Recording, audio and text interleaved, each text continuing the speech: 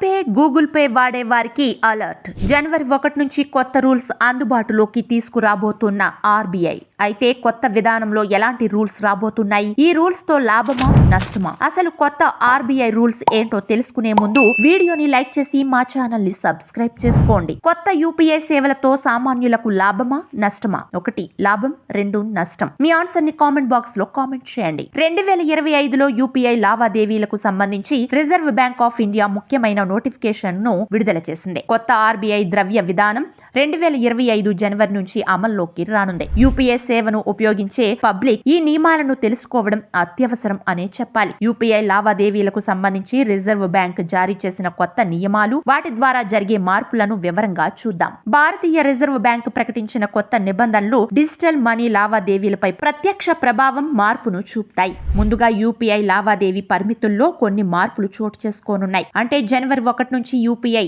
123 చెల్లింపు లావాదేవీల్లో పరిమితిని పెంచారు. గతంలో యూపీఐ చెల్లింపు పరిమితి కేవలం 5,000 రూపాయలు కాగా ఇప్పుడు దానిని 10,000 రూపాయలకి పెంచారు. రిజర్వ్ బ్యాంక్ ఈ కొత్త నిబంధనను ప్రకటించినప్పటికీ బ్యాంకులు, సర్వీస్ ప్రొవైడర్లు ఈ నిబంధనలను పాటించడానికి, వినియోగదారులకు సేవలను అందించడానికి సమయం ఇచ్చారు. ఈ వ్యవధి డిసెంబర్ 31తో ముగుస్తుంది. ఈ నేపథ్యంలో జనవరి 1 నుంచి ఈ కొత్త నిబంధనలను అమలు చేయాలని నేషనల్ పేమెంట్స్ కార్పొరేషన్ నిర్ణయించింది. అలాగే జనవరి 1 నుండి కొత్త యూపీఐ చెల్లింపులు లావాదేవీ పరిమితిని అనుసరించాలని బ్యాంకులకు సూచించింది. జనవరి 1 నుండి యూపీఐ డబ్బు లావాదేవీ పరిమితులు మాత్రమే కాకుండా కొన్ని కొత్త నిబంధనలు కూడా అమల్లోకి వస్తాయి. దీని ప్రకారం యూపీఐ 123 పే ద్వారా చేసే లావాదేవీలకు ఎటువంటి సేవా రుసుమును విధించరు. అంతేకాకుండా ఇంటర్నెట్ సర్వీస్ లేకుండా రెమిటెన్స్ సర్వీస్ కూడా ఉంటుంది. అంటే ఫీచర్ ఫోన్ల ద్వారా ఐవీఆర్ అంటే ఇంటరాక్టివ్ వాయిస్ రెస్పాన్స్ నెంబర్ ను